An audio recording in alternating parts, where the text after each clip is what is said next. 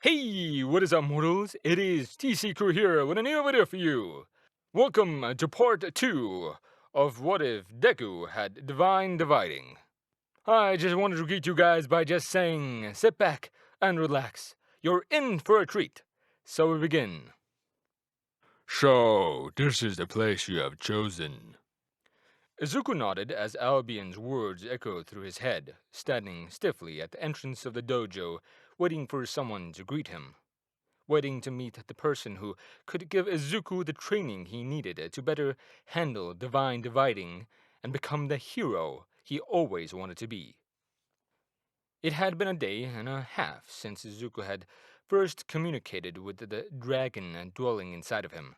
During that time, Izuku had researched every gym, dojo, and several trainers he could find on the web.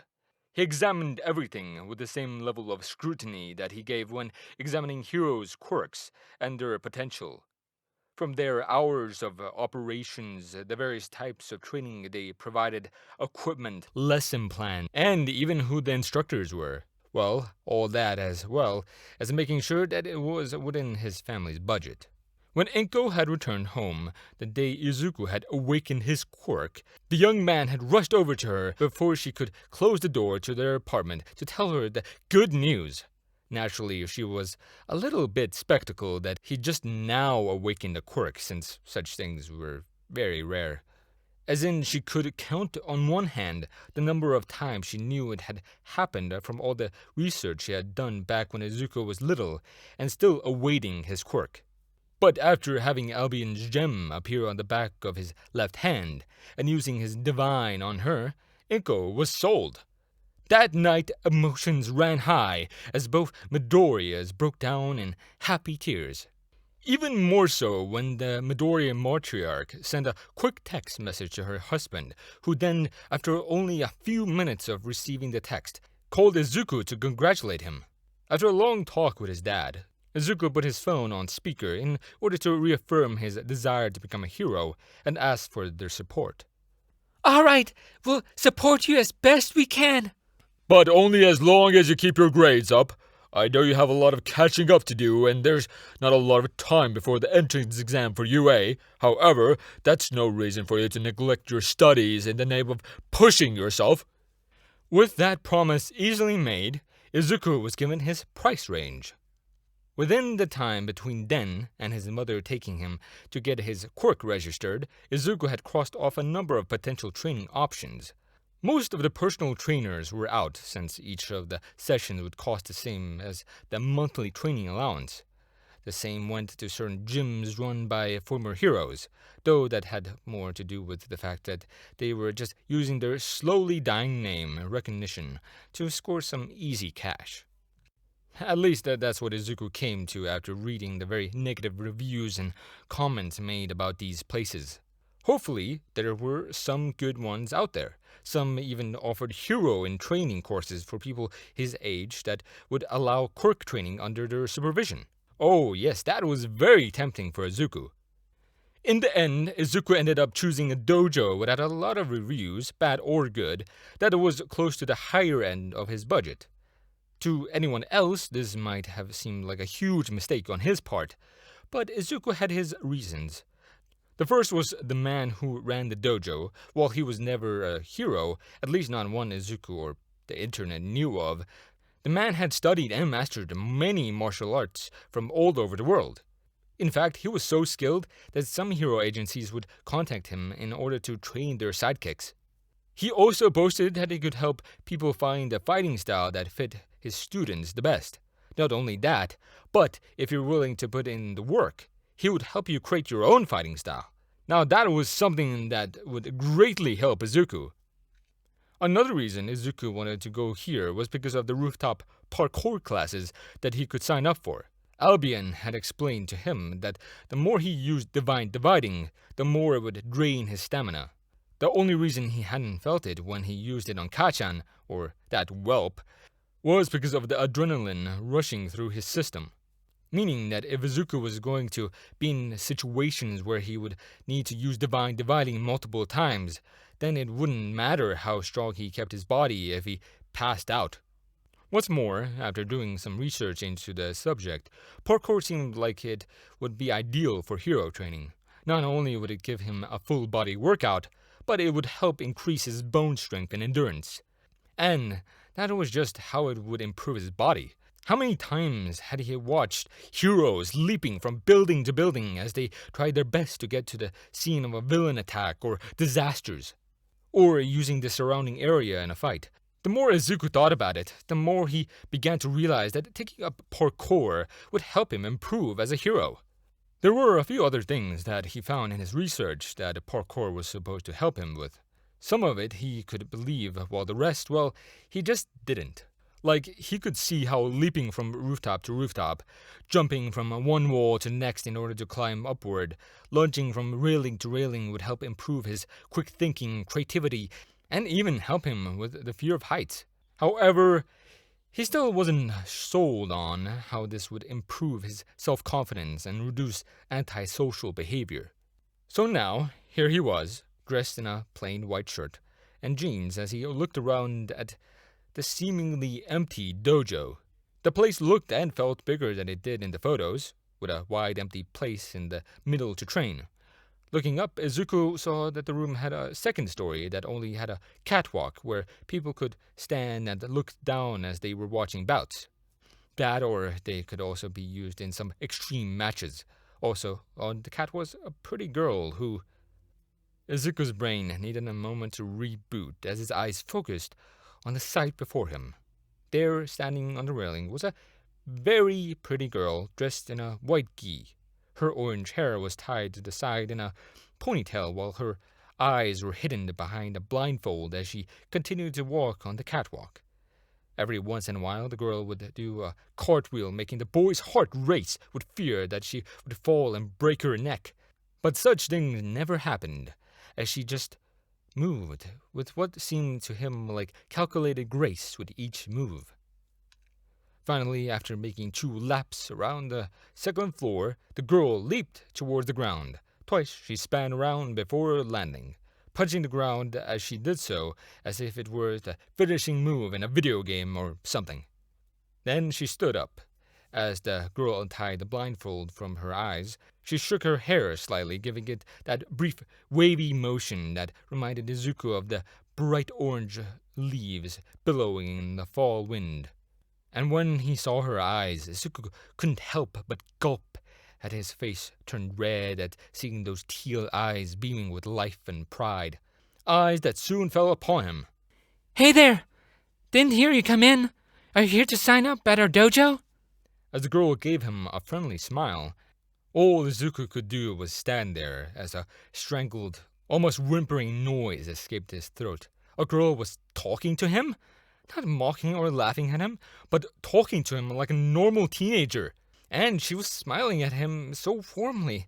His brain didn't know how to process this, and was on the verge of needing to be rebooted once more.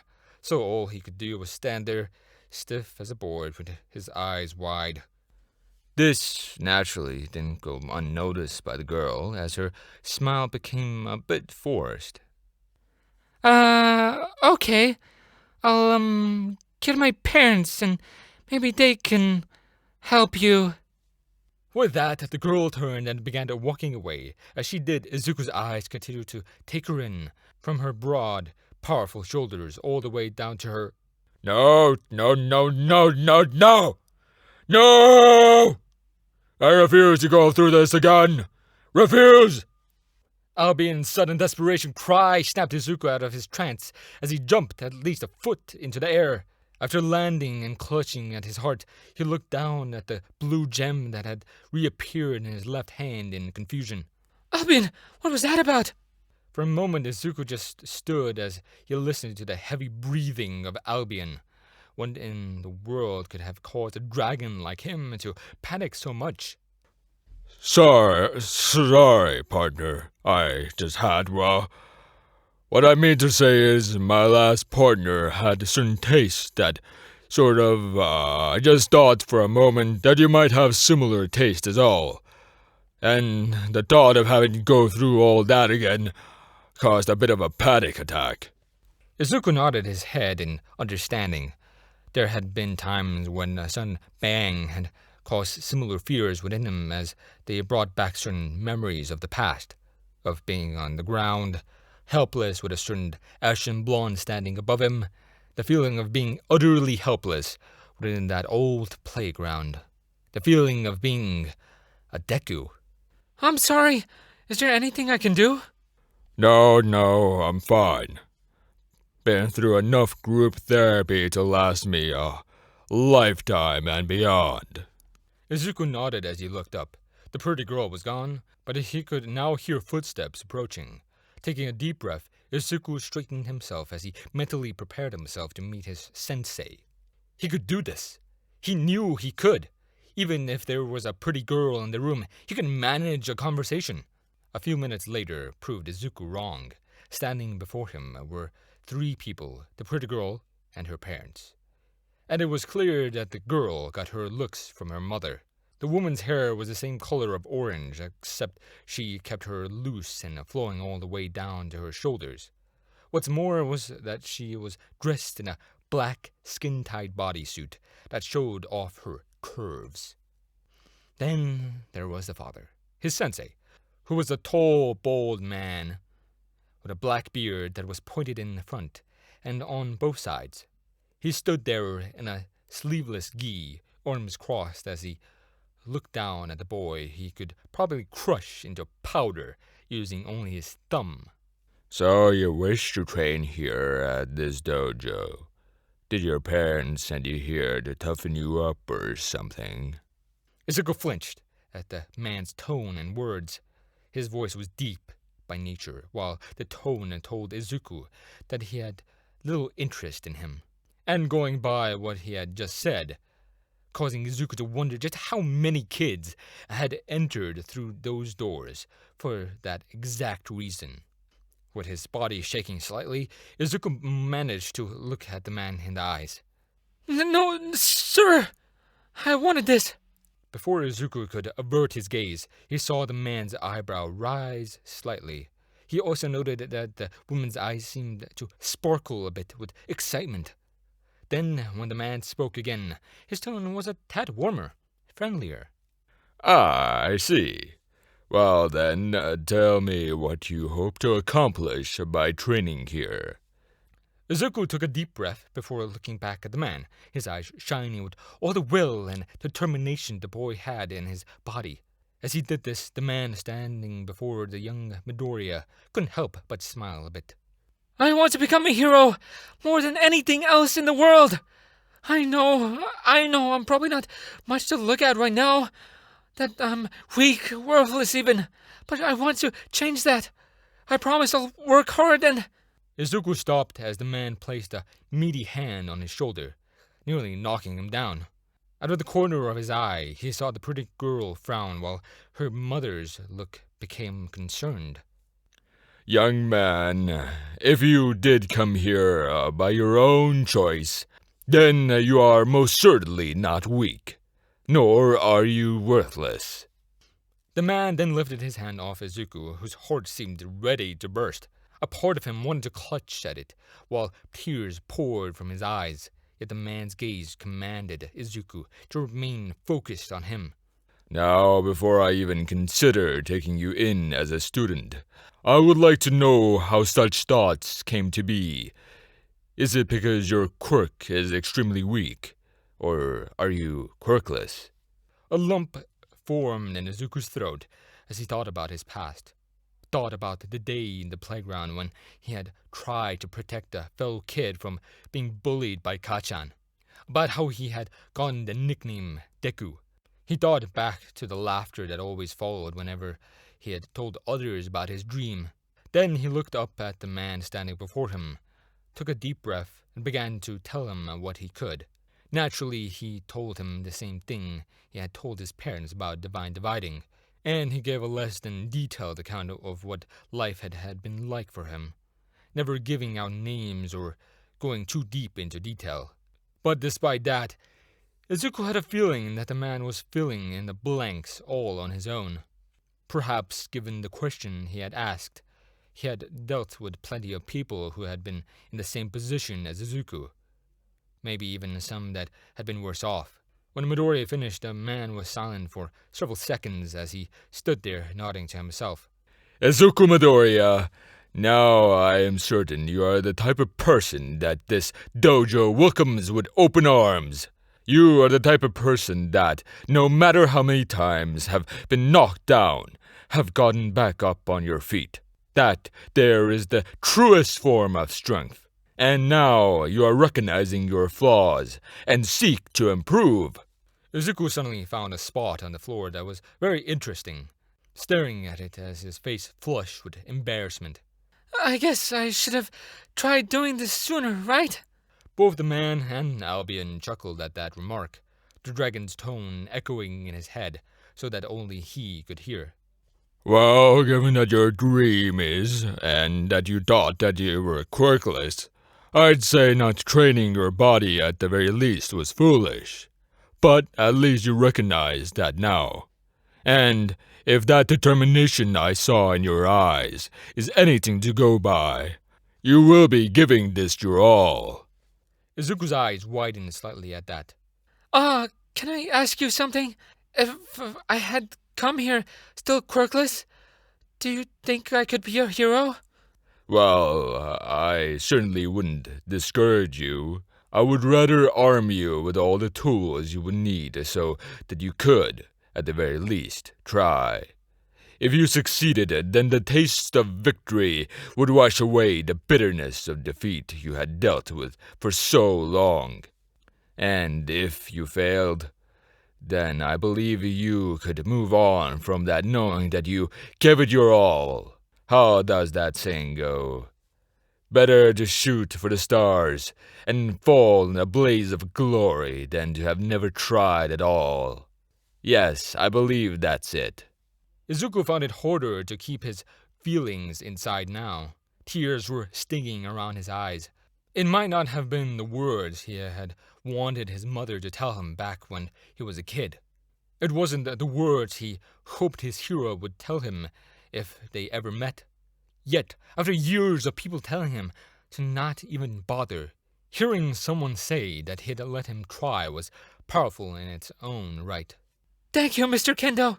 So, as Izuku did his best to get himself under control, he entered the dojo to begin his training, or rather to fill out the paperwork needed first, then the training. This video is sponsored by ExpressVPN. ExpressVPN allows you to change your IP address, making it harder to track and securing your privacy. In addition to providing safe passage through the web, you can also expand the reach of your favorite streaming services like Disney+. If you are from the United States, you won't be able to watch any of the MCU and Sony Spider-Man movies, but by switching your location to Japan, you can access them whenever you want. Check out the link in the description to get 3 extra months when you purchase the 12-month subscription plan that costs $99.99 a year. This deal is for a limited time. And thanks to ExpressVPN for sponsoring this video. Texas Smash! Izuku, dressed in his own white gi, charged at his training partner. Izuku Midoriya, ready to try and imitate the fighting style of his hero, All Might. With a bored look, Itsuka easily deflected the blow with her wrist before sending a powerful punch right into the green-haired teen's gut. As Izuku felt all the air inside him leave, his orange-haired opponent swiftly knocked him off his feet, courtesy of a leg sweep. Since signing up at the Kendo Dojo several days ago, finding himself lying in pain on his back was becoming a regular occurrence for the teen. Miss Kendo, as it turned out, was in charge of the extra lessons, including parkour. And while she was starting Izuku on something simple right now, jumping over uphill railings and then back down, it was still incredibly draining to the teen. As for Mr. Kendo, Izuku had told him that he wanted to learn how to fight like All Might. The instructor didn't put up any argument, teaching his student the way he wished after their stretches and stances with his daughter being his sparring partner. So far, things weren't going so well. He was doing everything he was told, and Mr. Kendo had told him that his form was correct. So why was it that he was having so much trouble? A hand then appeared in Izuku's field of vision, along with that orange hair that made his face turn a shade of red, though thankfully not as red as it had been, as he was now feeling less awkward around her. Groaning, he took the hand and got to his feet. Thanks, Itsuka. No problem. Ready to try again? As she spoke, Itsuka's voice was bright and chipper. Also, as Izuku nodded, a smile formed on her face that contrasted greatly with the look she had just moments ago. But, do you have any advice on what I'm doing wrong? I mean, All Might has a fighting style that fits him. Izuku blinked as he looked up at Itsuka as she interrupted him. The smile on her face was still there, but it felt different somehow. Look, All Might's fighting style works well with his body type. Because he's so big and has so much mass, he can put more weight behind his attacks along with his strength. Also, he's fast enough so that his opponents don't have time to deflect or dodge an attack. And his strength, well, you know how insane it is. Izuku let out a hum as he brought a hand to his chin, muttering to himself as the finger tapped against the side of his face. So, if I want to fight more like All Might, I need to get bigger, gain more muscle mass, get faster, and become stronger. Maybe I could start... Izuku, can I ask you a question? Do you really hate yourself that much? What? I'm sorry, it's just listening to all of that makes you sound like you wanted to completely change who you are instead of trying something else. Izuku didn't know what to say to that at first. To be honest, he had never really thought about it. Sure, he idolized All Might, but who didn't? He was the greatest hero of all time. Who wouldn't want to be just like him? Especially when you were everything the man wasn't. Then, when he spoke, he lowered his head slightly to avoid looking at Itsuka. For the longest time, nobody believed in me. Not my mom, the kids I used to play with, even my best friend didn't think much of me. That's why he gave me the nickname Deku, because it fit me so well, because I was useless. But that never stopped me from wanting to be more like All Might. To be the type of hero who could just reassure everyone around him with a smile. To let everyone know that things would be alright because I was there. So I want to be just like him. But if you do that, then it won't be your smile that reassures everyone. It'd still be All Might's. Izuku's head shot up as he looked at Itsuka, who had not taken her eyes off him. She stood there, still giving him that odd smile. Izuku, if what you want is for people to see your smile and feel reassured, then you have to become your own hero. Don't limit yourself thinking that there's only one way to do things. Because if you do, you'll end up missing so much potential. My daughter is correct. Turning his head, Izuku saw that Mr. Kendo had risen from where he had been sitting as he watched their bouts. Now he had a very serious look on his face.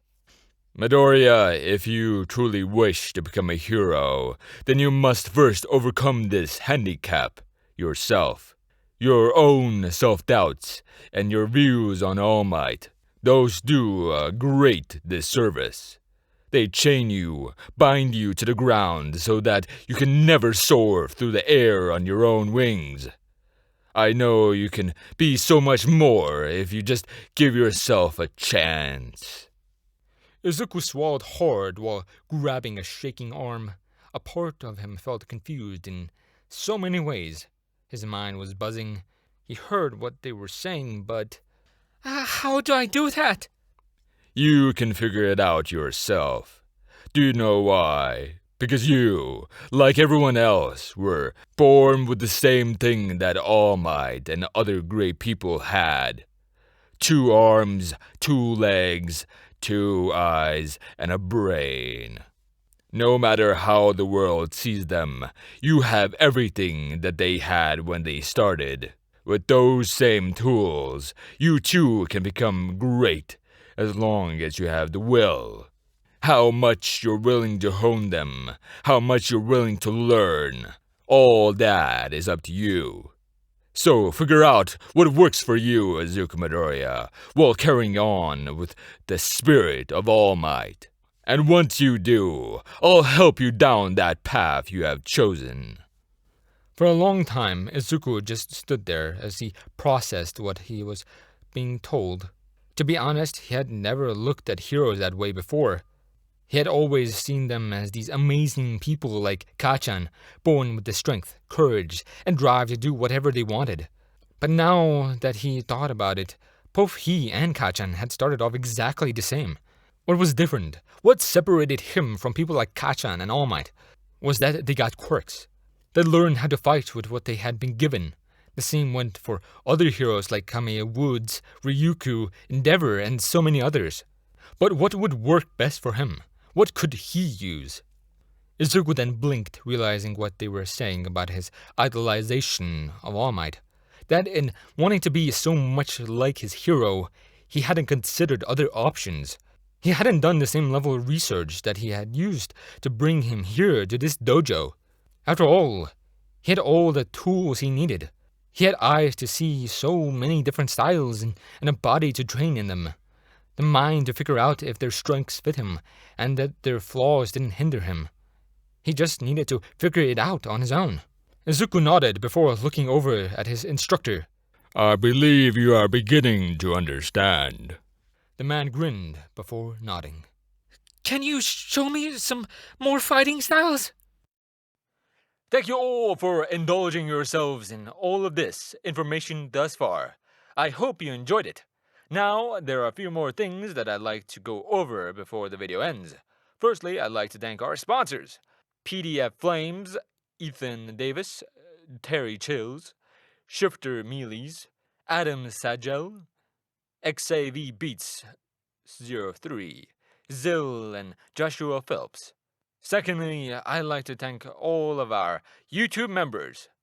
Toy Casta, Rob the King, Sith Lord 906, CF 2364, and Knuckles, Rimuru Tempest, Angel Jurez, Donald C. Stewart, Bryant Greer, and Refek 135. Thirdly, if you're in the mood for some great storytelling, We the Celestials has you covered. Our We the Celestials, My Hero Academia, and Naruto What If channels retell the story of their namesake anime with a twist. Check out if you're interested. Fourthly, on behalf of We the Celestials, I'd like to thank everyone involved in today's excellent content production.